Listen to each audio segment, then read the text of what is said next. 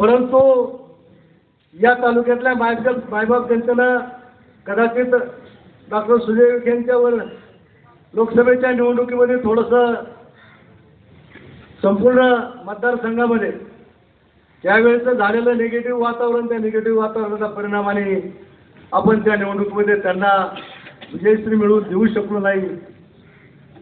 आणि ती खंत मनाला होत असताना पुढे विधानसभेच्या निवडणुका झाल्या. आदरणीय सुजयदादा विखे पाटलांपासून तर या व्यासपीठावर असलेल्या सगळ्याच नेत्यांनी, सगळ्याच कार्यकर्त्यांनी, आदरणीय पालकमंत्री महोदयांनी त्या ठिकाणी या मतदारसंघामध्ये लक्ष देऊन ही निवडणूक कशी जुळवता येईल त्या पद्धतीने त्यांनी जुळणी केली. आणि माझ्यासारख्या एका सामान्य कार्यकर्त्याला या निवडणुकीमध्ये विजय मिळवून देण्यामध्ये सगळेजण यशस्वी झाले. आणि मी त्याच दिवशी मनामध्ये संकल्प केला, विजयी झाल्यानंतर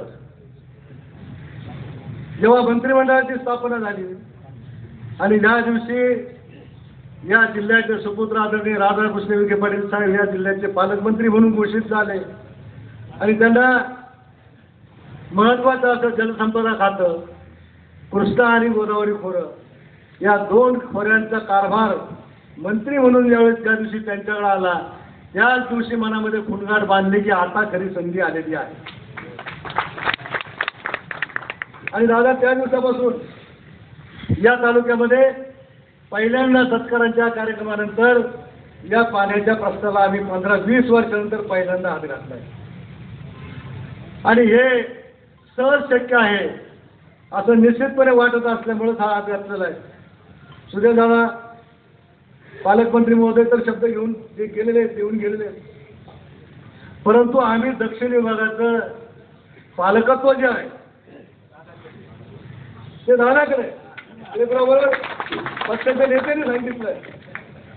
त्याच्यामुळे आता मला प्रमाणाची गरज राहिली नाही.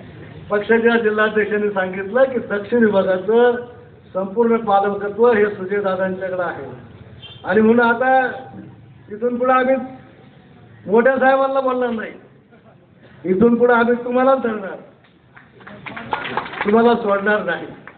कोडेदादांनी आधीच सांगितलं. कानोर पठार आणि 14 गावं आहेत पालक. या सगळ्या गोष्टीला आपण सुरुवात करत असताना पहिल्यांदा कानोर पठारची योजनेत फक्त पाणी राखीव करून ही योजना सरकारने घोषित केली होती.